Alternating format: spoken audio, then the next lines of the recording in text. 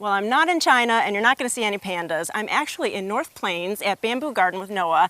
And Noah, this is just a fantastic place. There's just bamboo groves everywhere. Oh, thank you, Judy. We're happy to have you here. So we're going to be talking about maintenance of bamboo because I think a lot of people are scared of it. They think it's just going to take over everywhere. But really, there's just a little bit of maintenance to make it beautiful for our own gardens. If you create the perfect conditions to grow a bamboo, you can actually expose the rhizome as it comes out the side. So this is a method called the berm and trench method. Okay. We've created a nice berm of topsoil with the rich, loose, organic soil about 8 to 10 inches above grade.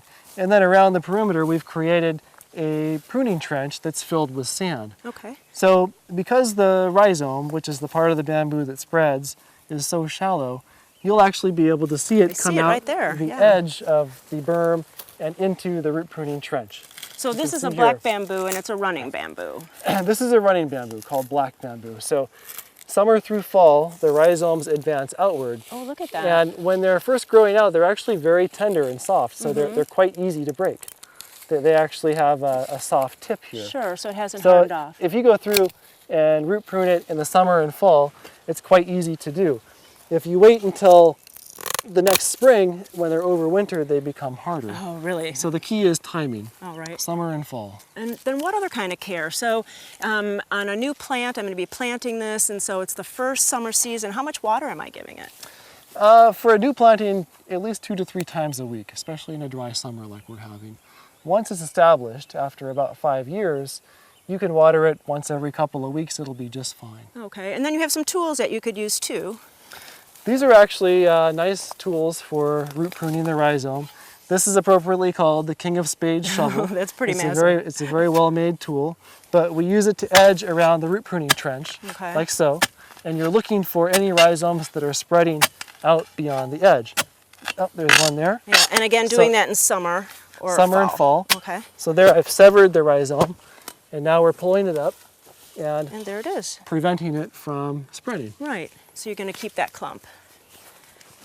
Okay, the second tool here is called a bamboo slammer.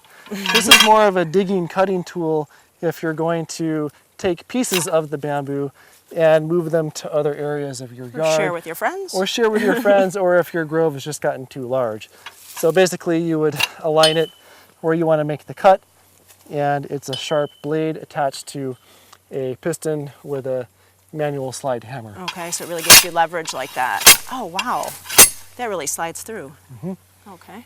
And then you have a technique, and so I'm in an urban area. I want to shade myself from my neighbors, and so, but I don't want the bamboo to go under the fence. Right. So you really have a cool technique for that.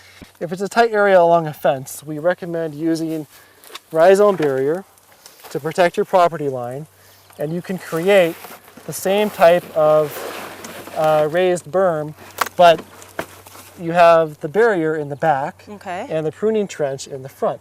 So the rhizome hits the back, comes around to the front side, into the pruning trench where you can find it and then remove it. Ah, that is good. So you just have to bury this. It's about almost 30 inches down, so you just bury that into the ground next to your fence. You put it down about 26, and you leave 4 inches above soil so that you can create that perfect environment for bamboo with a rich compost on the surface. And then what about fertilizer? So compost would be a good way to fertilize, but other fertilizer that you recommend in the spring? Well, because bamboo is a giant grass, it's very nitrogen hungry. Any type of lawn fertilizer works well for bamboo, but a nice layer of compost every spring over the top of the grove will provide a good slow release of nutrients throughout the season. All right, and then so clumping bamboo, that would be kind of the same care too?